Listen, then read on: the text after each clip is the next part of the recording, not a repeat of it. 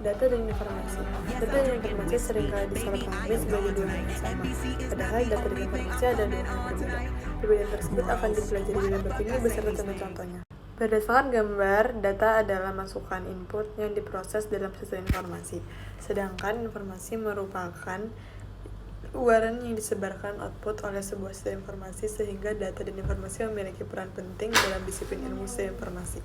Misalnya, seperti di tabel ini, adalah contoh data penjualan yang didapatkan dari kasir penjualan untuk setiap kali ada pelanggan yang membayar.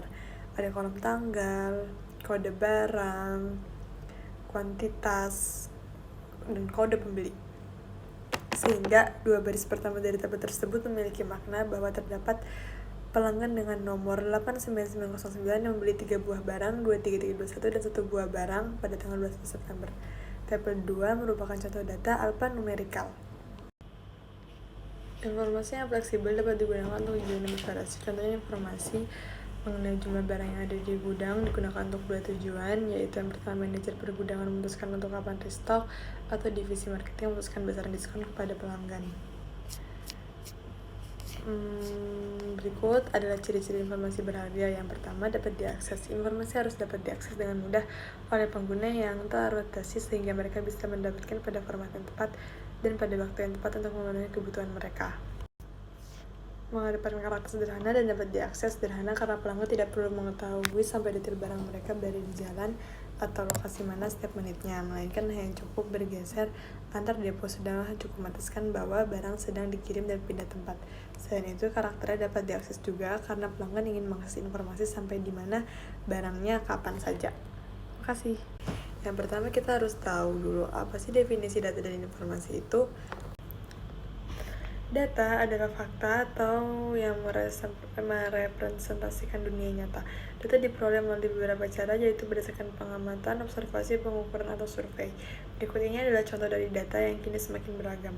Jenis data ada data alphanumerik, data gambar, data audio, data video, atau juga bisa numerik berdasarkan angka, huruf, dan karakter lainnya. Grafik itu gambar, ilustrasi. Kalau suara, nada, lagu. Kalau gambar yang bergerak tuh sudah semakin berkembang jenis-jenisnya. Misalnya saja denyut jantung yang berupa audio, atau data reels dalam Instagram yang berupa video, termasuk juga data short dalam bahan YouTube.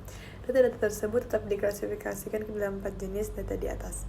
Sedangkan informasi adalah kumpulan data yang disusun atau diorganisir sedemikian hingga memiliki nilai tambah daripada satu persatu datanya.